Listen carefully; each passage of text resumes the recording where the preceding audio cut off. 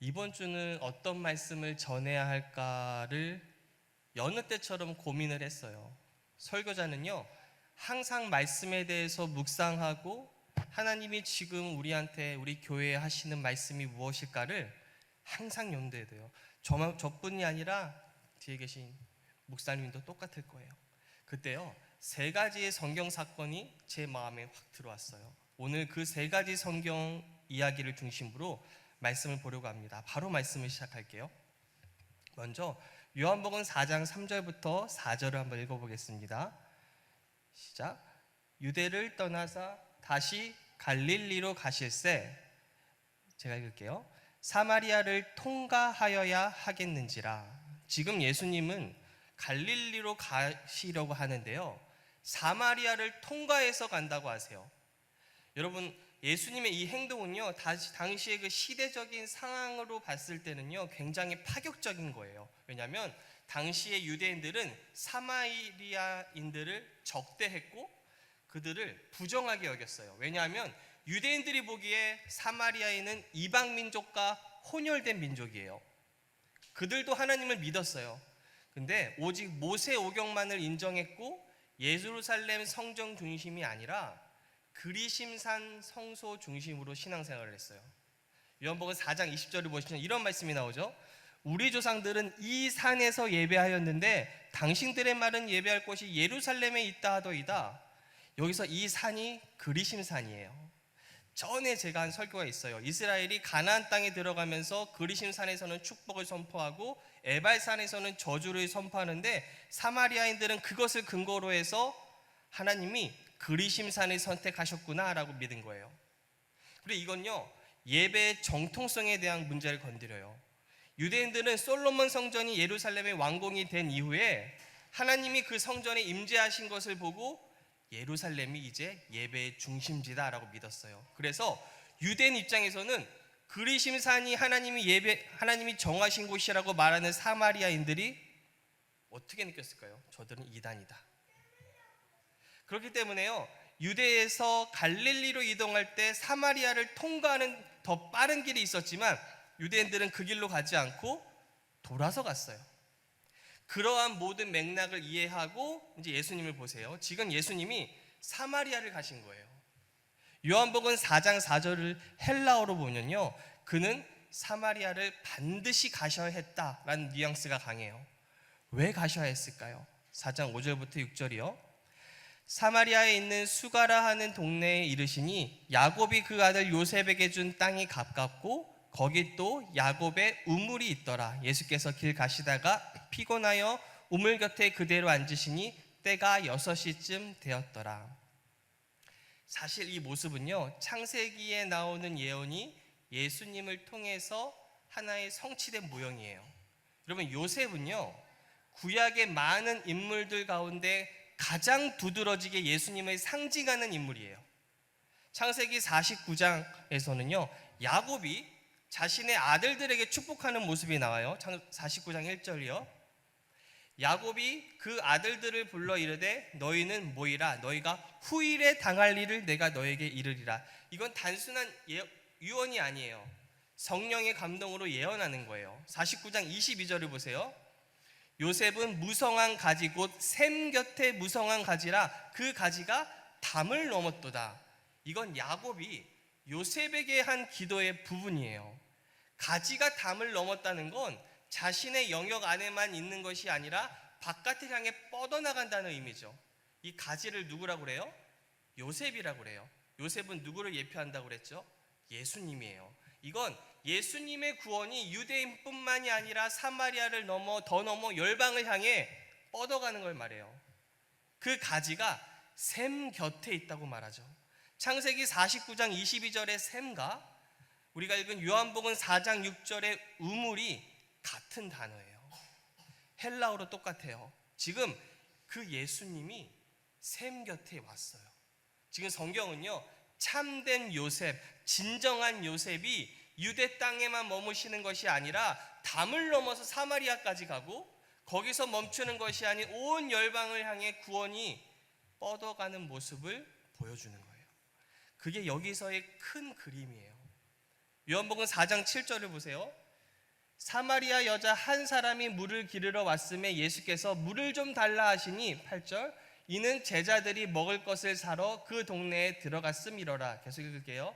사마리아 여자가 이르되 당신은 유대인으로서 어찌하여 사마리아 여자인 나에게 물을 달라 하나이까 하니 이는 유대인이 사마리아인과는 상종하지 아니함이러라. 예수께서 대답하여 이르시되 네가 만일 하나님의 선물과 또 내게 물 좀 달라 하는 이가 누구인 줄 알았더라면 내가 그에게 구하였을 것인지 그가 생수를 내게 주었으리라. 지금 이 여인은요 5의 남편이 있었고 지금 살고 있는 사람은 남편도 아닌 여인이에요.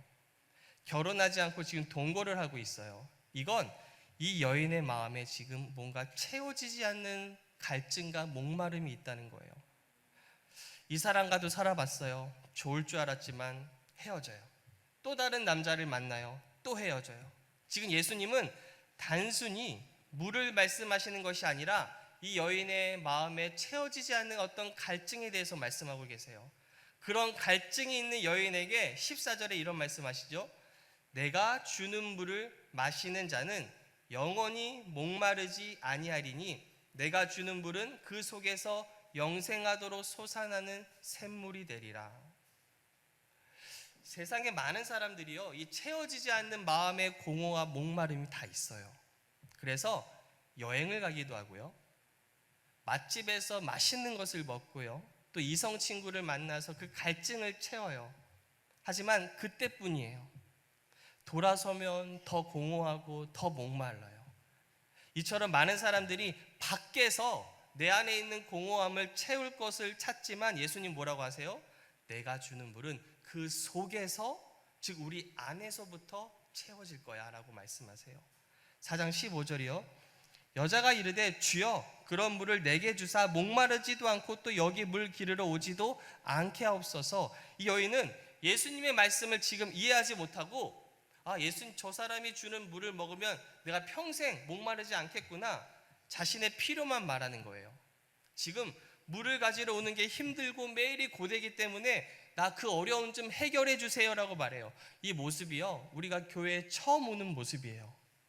우리의 필요 때문에 예수님께로 와요.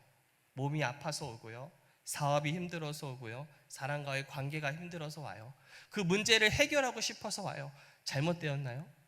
그게 잘못된 건가요? 아니에요. 잘못된 게 아니에요. 지금 예수님은 그것보다도 훨씬 더 중요한 게 있으니 너 그런 거 중요한 거 아니야, 그렇게 말씀하지 않아요. 언제나 예수님은요 아픈 사람을 고쳐주셨고 배고픈 사람들을 먹이셨고 외로운 사람들의 친구가 되어줬어요. 다만 그게 끝이 아니라 그 너머로 더 중요한 게 있다는 것을 말씀해 주시는 거예요. 지금 이 여인이 다시는 목마르지 않게 해달라고 말하니까 16절부터 18절이요. 이르시되 가서 내 남편을 불러오라. 여자가 대답하여 이르되 나는 남편이 없나이다. 예수께서 이르시되 내가 남편이 없다 하는 말이 옳도다. 너에게 남편 5이 있었고 지금 있는 자도 내 남편이 아니니 내 말이 참되도다. 예수님은 이미 다 알고 있었대요. 그런데 왜 예수님은 이 여인에게 자신이 이 모든 것을 알고 있다고 지금 드러내실까요? 나는 너에 대해서 모든 것을 이미 알고 있다고 왜 여인한테 지금 말하고 계실까요? 지금 이 여인은요 합법적인 결혼 상태가 아닌 동거를 하고 있기에 죄 가운데 있는 거예요. 지금 너는 죄인이니까 어서 회개하고 용서를 구하라고 말씀하고 싶으셔서 내가 너 다 알고 있어 그러신 걸까요? 그게 아니에요. 17절에 옳도다 참되도다의 의미는요 아름답게라는 의미와 진실되게라는 의미가 있어요. 지금 죄 가운데 살고 있는 여인에게 너 참 아름답게 나한테 말해줬고 나한테 참 진실되게 말해줬어. 이 여자와 대화하는 방식에서요 이 여인을 향한 예수님의 정죄나 부정적인 감정이 전혀 없어요. 여러분이 이 여인의 입장에서 이제 생각해 보세요. 이 여인은요 정오에 물을 뜨러온 거예요. 가장 더울 때 물을 기르러 왔어요. 왜요? 사람들이 수근수근거리니까요. 저 여자 남편 5이 있었고 그리고 지금 사는 사람은 남편도 아니고 그런데 동거하고 있대. 어떻게 저렇게 살지? 우리 아이가 보고 배우면 어떡하지? 동네 창피해서 어떡하지? 그런 시선과 이야기를 피하고 싶어서 가장 더울 때 사람이 없을 때 물 기르러 온 거예요. 그런데 어떤 유대인 남자가 우물 곁에 있어요. 그리고 자신한테 말을 거는 거예요. 처음에 유대인이 사마리아인인 자신과 이야기하는 게 이상하다고 생각했겠죠. 유대인들은 우리를 더럽게 생각하는데 왜 나한테 지금 말을 걸지? 목이 말라서 어쩔 수 없이 말을 걸었겠지 뭐. 내가 누구인지 알아도 지금처럼 나한테 말을 걸어줄까? 저 사람이 나에 대해서 알아도 내가 누구인지 알면 나한테 더럽다고 하겠지? 경멸의 눈으로 보지 않을까? 그런 마음이 이 여인에게 있었겠죠. 그런데 이미 알고 있었다는 거예요. 이미 자신에 대해서 모든 것을 알고 있었어요. 사마리아인이고 그 중에서도 모든 사람이 더럽다고 생각하는 자신에게 따뜻하게 말을 걸었고요. 자신에 대해 처음부터 모든 것을 알고 있음에도 여전히 함께하고 있어요. 이 여인이 어떤 감정 느꼈을까요? 따뜻함을 느꼈겠죠. 지금까지는 모두 나를 미워하고 나에 대해서 알면 다 날 피했는데 이분은 아니네. 사랑받는 감정을 느꼈을 거예요. 여러분, 우리가요 언제 정말 사랑받는다고 느끼는 줄 아세요? 상대가요 나의 좋은 모습만이 아니라 나의 안 좋은 모습을 알고 있음에도, 나의 결점과 부족함을 봤음에도 여전히 내 옆에 있고 나를 사랑해 줄 때, 그때 정말 사랑한다고 느껴요. 지금 이 여인은요 그 사랑을 받은 거예요. 그리고 예수님은 자신이 메시아라는 걸 이 여인에게 알려주세요. 그러자 이 여인이 물동이를 버려두고 동네에 가서 모든 사람들에게 예수님을 전해요. 예수님이 바로 구세주라는 것을 전해요. 물동이를 내려두었다는 건 그녀의 필요보다 더 귀한 게 생긴 거예요. 숨어서 다닌 이 여인한테 담대함이 생겼어요. 무엇이 여인을 변하게 했을까요? 예수님의 사랑이요. 사랑이 그녀를 변하게 한 거예요. 제가요 정말로 하나님을 잘 믿어보자고 결심한 게 벌써 20년 전이에요. 대학교 1학년 때예요. 그때 한국교회가 문제가 있고 한국교회가 각성이 필요하다고 말하면서 회자되는 가장 큰 문제가 뭐였는지 아세요? 명목상의 교인이 많어, 이거예요. 교회만 다니지 실제로 하나님을 사랑하고 예수님을 사랑하는 사람이 없다는 게 당시에 한국교회에 향한 진단이었어요. 그래서요 회개를 촉구하고요, 또 하나님을 사랑하는 것보다 하나님이 주시는 것에도 관심이 많고 세상 것에 더 관심이 많으니 우리가 하나님을 사랑해야죠, 그렇게 외쳤어요. 지금까지도 솔직히 똑같이 외치고 있어요. 여러분, 왜 사람들이 교회를 다니면서도 예수님을 정말 뜨겁게 사랑하지 않을까요? 요한계시록 2장 4절을 보세요. 그러나 너를 책망할 것이 있나니 너의 처음 사랑을 버렸느니라. 이 구절을 통해서요 문제를 이렇게 진단해요. 우리가 처음 사랑을 잃었어요. 예전에는 안 그랬는데 다들 처음 사랑을 잃은 거라고 말해요. 그런데 한번 생각해 보세요. 우리가 어떻게 처음 예수님을 사랑하게 되었죠? 예수님을 향한 처음 사랑이 어떻게 우리에게 시작되었죠? 요한일서 4장 10절을 보세요. 사랑은 여기 있으니 우리가 하나님을 사랑한 것이 아니요. 잠깐 멈춰서요. 지금 요한이 뭐라고 하는지 아세요? 우리가 하나님을 사랑한 것이 아니라고 말하는 거예요. 이 말은 우리의 사랑이 먼저가 아니라는 의미예요. 계속해서 읽어보세요. 하나님이 우리를 사랑하사 우리 죄를 속하기 위하여 화목제물로 그 아들을 보내셨음이라. 우리가 아니라 하나님이 우리를 처음 먼저 사랑하셨어요. 하나님을 알지도 못하고 관심도 없었고 하나님과 원수였던 저와 여러분을요 먼저 사랑하셨대요. 우리는 그 십자가를 사랑을 깨닫고 그 사랑 때문에 그분을 향한 사랑이 생긴 거예요. 그게 바로 처음 사랑이에요. 여러분, 이 사마리아 여인에게 주님께서요 너 나 사랑해야 돼, 너는 나를 전해 말씀하셨나요? 아니요. 그분이 이 여인을 얼마나 아끼고 사랑하는지를 알게 한 거예요. 이 여인에 대해서 모든 것을 알고 있음에도 여전히 따뜻하게 말해주시고 정죄하지 않으세요. 그러자 그 사랑이 이 여인을 강권에서 변화시켜요. 우리에게 이 사랑을 알고 더 깨닫는 게 필요해요. 그 예수님의 사랑에 집중하는 게 필요해요. 참고로요, 지금 5명의 남편이 있었죠. 6명의 다른 사람과 살고 있어요. 지금 누가 왔어요? 예수님이요. 7번째 남자가 누구예요? 예수님. 성경에서 7은요 완전수예요. 완벽한 우리의 신랑 예수님이 우리에게 오신다는 의미예요. 두 번째 성경 이야기는 이거예요. 여러분, 12년간 혈루증 앓는 여자가 있었어요. 당시 배경에서 하혈을 한다는 건 율법 규정상 부정한 여인이라는 의미예요. 레위기 15장 25절 읽어볼게요. 한번 읽어주세요. 만일 여인의 피의 유출이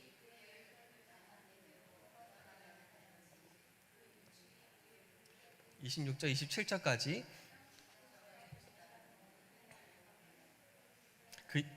그의 유출이 있는 모든 날 동안에 그가 눕는 침상은 그에게 불결한 때의 침상과 같고 그가 앉는 모든 자리도 부정함이 불결할 때의 부정과 같으니 7절도요. 그것들을 만지는 자는 다 부정한즉 그의 옷을 빨고 물로 몸을 씻을 것이며 저녁까지 부정할 것이요. 지금 이 여인은요 혼자만 부정해지는 것이 아니라 이 여인이 만지는 모든 것이 다 부정해져요. 부정하다는 게 위생적으로 더럽다는 게 아니에요. 이 부정하다는 건 거룩한 하나님께 나아갈 수 없게 된다는 의미예요. 생각해 보세요. 하나님은요 거룩하시고 그분한테 어둠이 없어요. 그분에게는 죽음이 없고 생명과 빛이 가득해요. 모든 생명이 그분에게서 와요. 그런데 계속해서 피를 흘린다는 건 피에 생명이 있는데 끊임없이 생명을 잃어버린다는 의미예요. 생명이 가득한 하나님께 그와 반대인 생명의 상실을 보이는 건 부정한 거예요. 이처럼 혈루증 12년 동안 가지고 있던 여인이 예수님의 소식을 듣게 돼요. 그 어떤 것을 해도 나을 수 없었던 이 여인이 예수님을 듣는 거예요. 듣는 게 이렇게 중요해요. 예수님에 대한 소식을 들은 이 여인이 예수님의 옷에 손을 대요. 마태복음 9장 21절을 읽으시면 이는 제 마음에 그 겉옷만 만져도 구원을 받겠다 함이라. 옷에 손을 대기만 해도 나을 것 같다는 믿음이 이 여인한테 생긴 거예요. 우리는요 유대인들의 옷을 모르기 때문에 단순히 옷을 만졌나 봐 라고 생각할 수 있지만 단순히 옷을 만진 게 아니에요. 민수기 15장 37절부터 읽어볼게요. 여호와께서 모세에게 말씀하여 이르시되 이스라엘 자손에게 명령하여 대대로 그들의 옷단 귀에 술을 만들고 청색끈을 그 귀에 술에 더하라. 이 여인은요 예수님의 뒤에 와서 예수님의 옷에 있는 청색끈이 있는 옷술을 만진 거예요. 세번역 성경은 이걸 정확히 말해요. 마태복음 9장 20절에 그런데 12회 동안 혈루증으로 앓는 여자가 뒤에서 예수께로 다가와서 예수의 옷술에 손을 대었다. 파란색의 끈이 있는 옷술이에요. 여러분 이게 왜 의미가 있는지 아세요? 파란색은 히브리어로 타켈렛이란 단어예요. 이 타켈렛의 뿌리가 되는 단어가 칼라예요. 이 칼라의 뜻이 완성하다, 끝마치다예요. 예수님이 십자가에서 어떤 말씀하셨죠? 다 끝냈다, 다 이루었다. 그 단어가 칼라예요. 즉 이 모습은요 예언적인 모습이에요. 즉 이 여인은요 예수님의 십자가에서 끝나시 완성된 그 사역에 손을 댔고 그 예수님의 완성된 사역의 은혜가 이 여인에게 온 거예요. 다른 말로 하면 이 여인의 믿음 자체가 이 여인을 치료한 게 아니라 예수님이 완성하신 그 은혜를 믿음으로 받아들여 치유되었다는 그림을 보여주는 거예요. 여러분, 우리 앞에 어떤 문제가 있고 어떤 걱정이 있을 수 있어요. 그때 대부분 어떻게 생각하는지 아세요? 내가 뭐 해야 되지? 내가 무엇을 해야 이 어려움에서 벗어날 수 있는 거지? 이건 심지어 믿는 자도 똑같아요. 내가 어떻게 해야 할까? 금식해야 하나? 작정기도 해야 하나? 기도해야 할까? 포커스가 뭐예요? 내가 해요. 내가 뭐 해야 되지? 내가 무엇을 해야 되지? 모든 포커스가 나예요. 그런데 예수님 믿는다는 건 그 포커스가 나에게서 예수님께로 옮겨가는 걸 말해요. 내가 뭘 해야 하지라고 생각하기에 앞서서 예수님이 뭐 하셨지? 그걸 아셔야 되는 거예요. 내가 어떻게 해야 이 질병에서 자유할 수 있지를 묻기 전에 예수님이 이 질병을 위해서 뭘 하셨지? 그걸 생각하셔야 돼요. 저가 채찍에 맞음으로 나음을 주셨구나. 치유를 주셨구나. 그 타켈렛에 손을 대는 거예요. 세상에 나밖에 없는 것 같고 어려운 상황에서 혼자 있을 것 같을 때 세상 끝날까지 그분이 나와 함께 한다고 하셨지, 이렇게 포커스가 내가 아니라 예수님께로 옮겨가야 돼요. 예수님이 나를 위해 행하신 놀라운 일들을 믿는 거예요. 그게 바로 믿음의 핵심인 거예요. 마지막 성경의 사건을 말씀드릴게요. 여러분, 성경 읽으실 때요, 여러분이 염두에 두셔야 할 게 있어요. 그건 성경을 표면적으로만 읽어서는 안 돼요. 성경은 마치 양파 껍질과 같아요. 껍질을 까도 그 밑에 또 의미가 있고 또 의미가 있어요. 하나님이요, 성경에 많은 것들을 숨겨두셨어요. 왜냐하면 숨기는 게요, 하나님이 일하시는 방식이에요. 잠언 25장 2절 한번 읽어볼게요. 잠언 25장 2절입니다. 이를 숨기는 것은 하나님의 영화요, 이를 살피는 것은 왕의 영화니라. 잠언 25장 2절 없나요? 다시 제가 읽을게요. 이를 숨기는 것은 하나님의 영화요, 이를 살피는 것은 왕의 영화니라. 제가 좋아하는 구절 중에 하나예요. 영화라는 말은요, 영광 또는 명예란 뜻이에요. 이 구절에서 알 수 있듯이 하나님은요, 막 숨겨요. 근데 그게 하나님이 하시는 일이에요. 그런데 그걸 살피는 자들, 즉 밝히 드러내는 자들이 왕이라고 하세요. 이 왕이라는 단어가요, 복수예요. 한 명이 아니에요. 왕들이란 뜻이에요. 이 왕들이 누굴까요? 저와 여러분이에요. 예수님은 왕 중에 왕이에요. 근데 저와 여러분은 그 밑에 왕들이에요. 베드로전서 2장 9절에 말하죠. 너희는 택하신 족속이요, 왕 같은 제사장들이요. 저와 여러분을 왕으로 불러주신 거예요. 그렇기 때문에 말씀 보실 때 언제나 감추어진 보화를 발견하고자 하는 마음으로 읽으시고 성령님 알려주세요라는 구하면서 읽으셔야 돼요. 그게 하나님이 저와 여러분 왕들에게 요구하는 태도예요. 그러면 성경을 볼 때 특별히 무엇을 중점을 두고 읽어야 할까요? 어떤 것을 발견하고자 하는 마음을 읽어야 할까요? 바로 예수님을 발견해야지라는 마음이에요. 요한복음 5장 39절에 나오죠. 너희가 성경에서 영생을 얻는 줄 생각하고 성경을 연구하거니와 이 성경이 곧 내게 대하여 증언하는 것이니라. 이 성경이요, 예수님을 증언하는 거라고 말해요. 그래서 성경 보실 때요, 예수님을 발견하셔야 돼요. 단순히 예수님이 나온 복음서만 보는 것이 아니라 구약에서도 예수님이 이 장면에서 어디 계실까? 어떤 사건 가운데 예표나 상징으로 계실까라는 것을 발견하셔야 돼요. 지금 나눌 이야기가 그것 중에 하나예요. 다윗과 요나단이 언약을 맺은 사건이 있어요. 다윗과 요나단 언약에서 다윗은요, 하나님을 상징해요.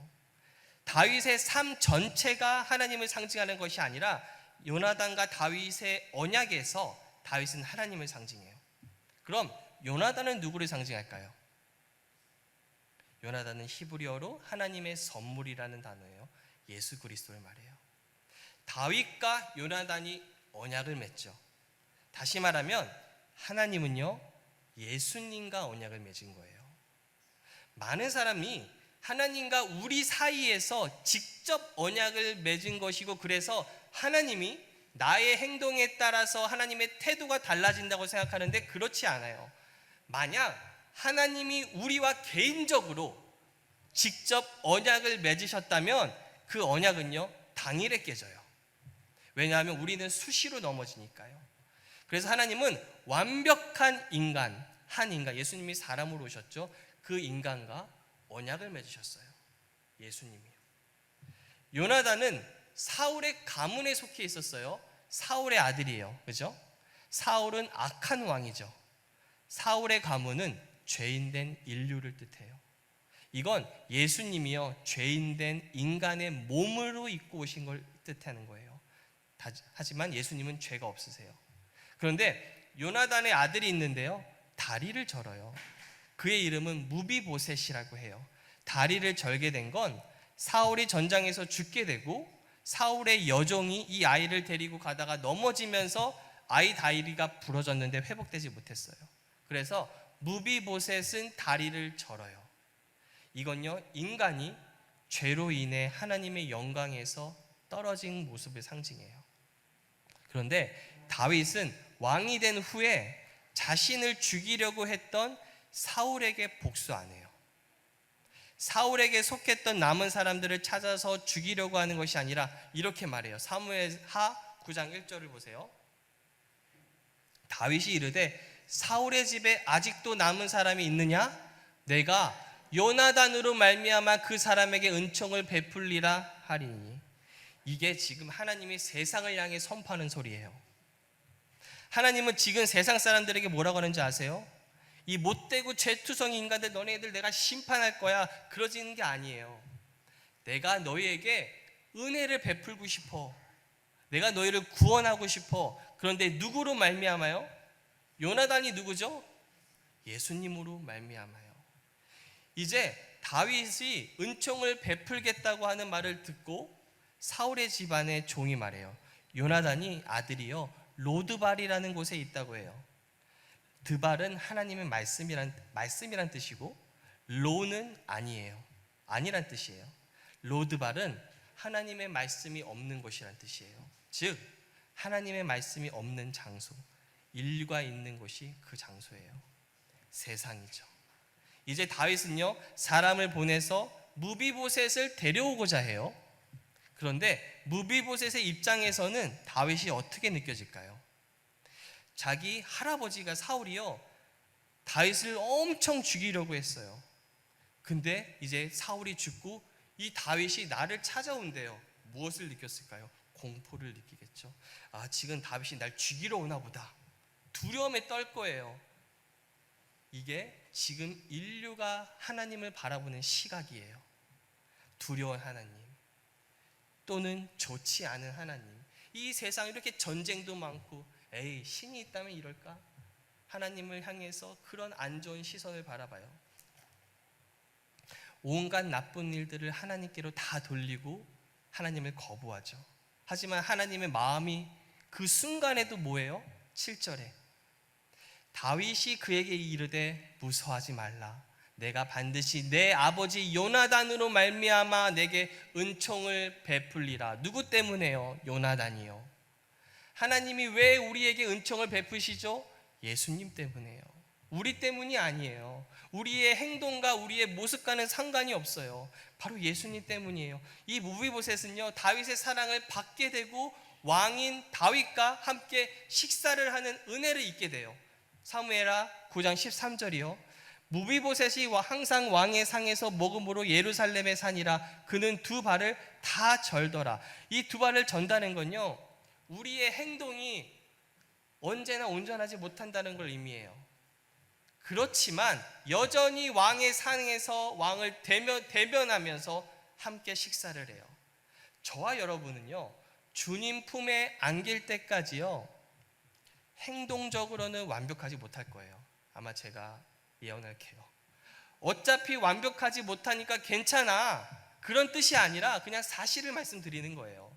점점 성화되면서 나아지겠지만 100% 완벽하다? 아니요, 절대 그럴 일 없어요. 그럼에도 왕인 하나님을 대면하고 함께 한다고 해요. 왜요? 그게 중요한 거예요. 어떻게 그게 가능하죠? 다윗은 이 무비보셋을 보면서 누구를 떠올릴까요? 요나단, 내 친구 요나단.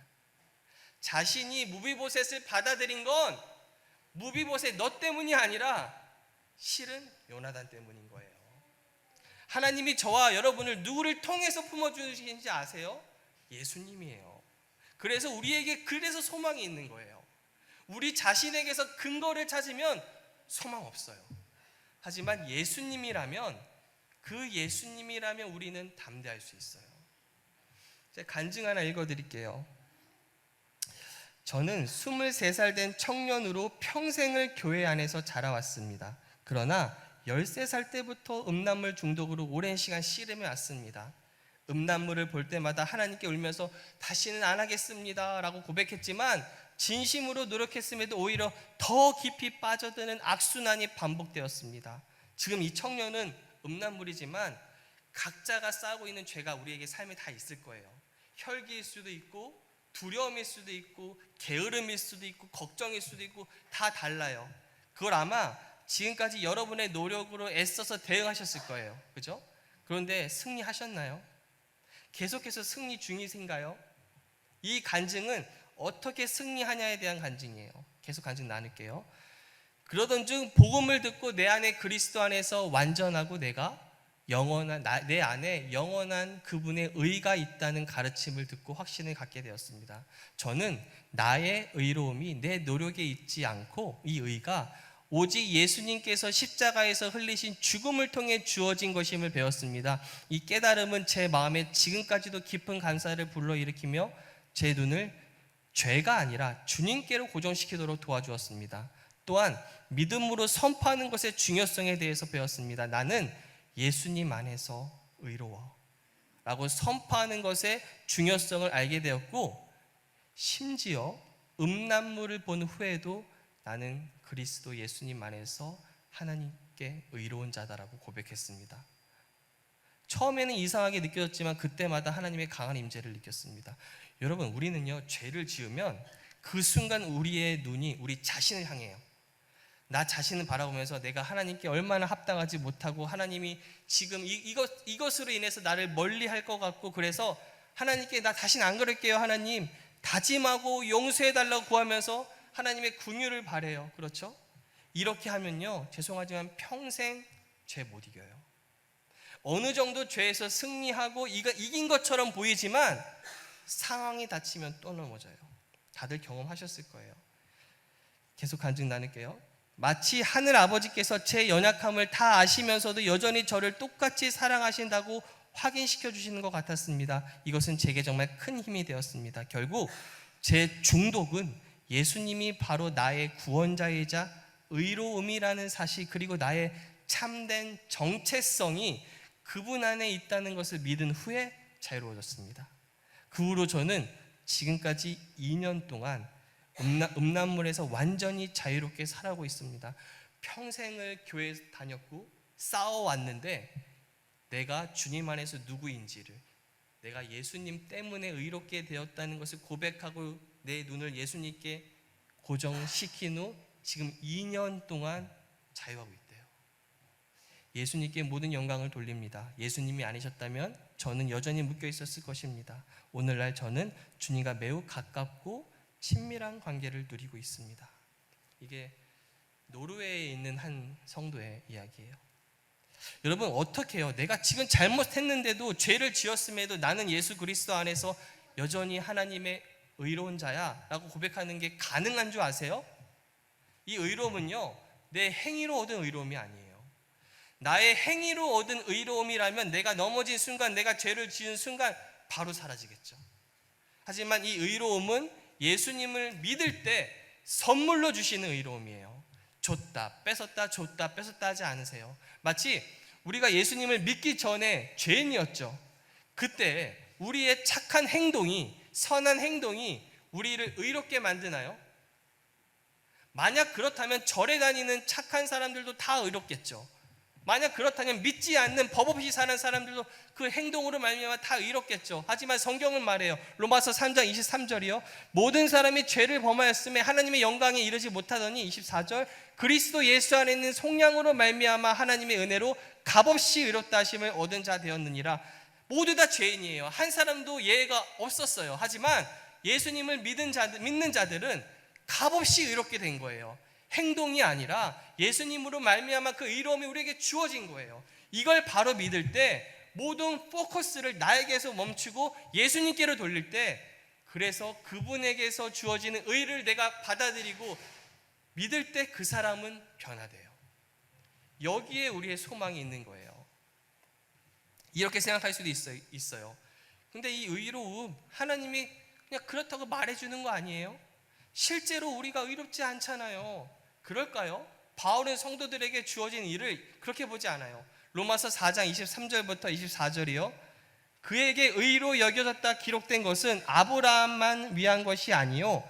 24절 의로 여기심을 받을 우리도 의함이니 곧 예수 우리 주를 죽은 자 가운데서 살리신 이를 믿는 자니라. 여기서요 23절 24절에 여겨졌다, 여기심이라는 단어는요, 헬라어로 로기조마이라는 단어예요. 이건요, 가정하는 단어가 아니에요. 실제로 회계 용어예요. 회계학에서 쓰는 회계 용어. 만약에 제가 나한테 1억이 있다고 여기는 거예요. 그럼 내가 일단 1억이 있다고 생각할게 라는 뜻이 우리 한국말로 될 수 있지만, 근데 제가 1억이 있다고 여겨라는 말을 이 로기조마이라는 단어를 써버리면 이건요, 1억이 없는데 그렇게 여길게, 그 뜻이 아니라요, 실제로 1억이 있기 때문에 있다고 여기는 거예요. 그럴 때 이 로기조마이라는 단어를 써요. 하나님이 저와 여러분을 의롭다고 여기세요. 그건요, 실제로 의롭지 않지만 내가 가정해서 그렇게 해줄게, 그 말씀이 아니에요. 이 의는요, 우리의 의가 아닌 예수님의 의가 우리에게로 주어졌기 때문에 하나님의 눈에는 너희 실제로 의로워, 그 뜻이에요. 우리 때문이 아니라 예수님 때문에요. 이걸 바로 믿으면 변화가 일어나요. 그리고 우리에게 나온 것이 아닌 예수님을 통해 주어졌기 때문에 소망이 있는 거예요. 이제 말씀 마치려고 합니다. 요한계시록에 나오는 에베소 교회는요, 예수님의 칭찬과 책망을 동시에 받는 교회예요. 예수님이 이 교회에 하신 평가가 있어요. 요한계시록 2장 2절을 보시면, 내가 내 행위와 수고와 내 인내를 알고 또 악한 자들을 용납하지 아니한 것과. 지금 예수님은요, 그들에게 있는 것을 말씀하세요. 지금 칭찬 같아 보이죠? 그런데요, 지금 저들이 잃어버린 게 있어요. 데살로니가 1장 3절을 보세요. 너희의 믿음의 역사와 사랑의 수고와 우리 주 예수 그리스도에 대한 소망의 인내를. 여기 2장 2절과 1장 3절, 행위, 수고, 인내, 역사, 수고, 인내가 다 똑같은 단어예요. 에베소 교회는요, 행위가 있었어요, 분명히. 근데 믿음의 행위는 아니었어요. 데살로니가 전서에 나온 것처럼요, 믿음의 역사, 믿음의 행위란 뜻이에요. 인내가 있었어요. 근데 소망의 인내가 아니었어요. 수고가 있었어요. 근데 사랑의 수고가 아니었어요. 그게 에베소 교회가 놓쳐버린 거예요. 오늘 우리는요, 사마리아 여인을 통해 사랑을 배웠어요. 그분이 먼저 우리를 사랑하시고 지금도 여전히 사랑하고 계심을 배워요. 혈루증 여행을 통해서 믿음을 배워요. 예수님이 십자가에서 이루신 놀라운 은혜를 믿는 거구나 함을 배워요. 또 무비보셋의 이야기를 통해서 소망을 배워요. 나 자신을 보면 절망이지만 예수님을 보기에 그분을 통해서 우리의 정체성이 굳건하기 때문에 소망이 생겨요. 믿음, 소망, 사랑이 예수님을 볼 때 생겨요. 여러분, 포커스는요, 우리가 아니에요. 우리가 이 모든 신앙생활의 중심이 되면 사랑을 잃어버리게 되고요, 믿음이 생기지 않고요, 소망이 꺾일 거예요. 하지만 예수님께 돌리고 그분이 우리의 모든 것이 되신다는 걸 깨닫는 순간 우리의 삶은 달라져요. 그래서 이번 한 주간도 그걸 집중하셨으면 좋겠어요. 저도 굉장히 그런 오랜 신앙생활을 했죠. 항상 내 자신을 봤어요. 내 자신을 바라보니까요, 남이 또 보이더라고요. 나보다 못한 남이 보이고 정죄하게 되고 미워하게 되고, 왜 저렇게밖에 신앙생활을 못할까? 근데요, 제가 이걸 깨닫고 난 후 모든 눈을 예수님께로 돌렸어요. 물론 넘어지기도 하죠. 완벽하진 않지만. 근데요, 예전에 내가 죽도록 싸워서 이기지 못했던 제가 예수님께 눈을 돌리고 내가 누구인지를 발견하고 고백하니까 어느새 이겨져요. 이게 신비 같아요. 내가 싸우지도 않고 이긴다. 내가 거기에 막 피 터지며 싸우지 않고 나아가는데 어느 순간 내 삶의 뒤 열매를 보면 없어져 있어요. 저는 그게 하나님의 은혜 같아요. 전 우리 교회가 그렇게 싸우셨으면 좋겠습니다.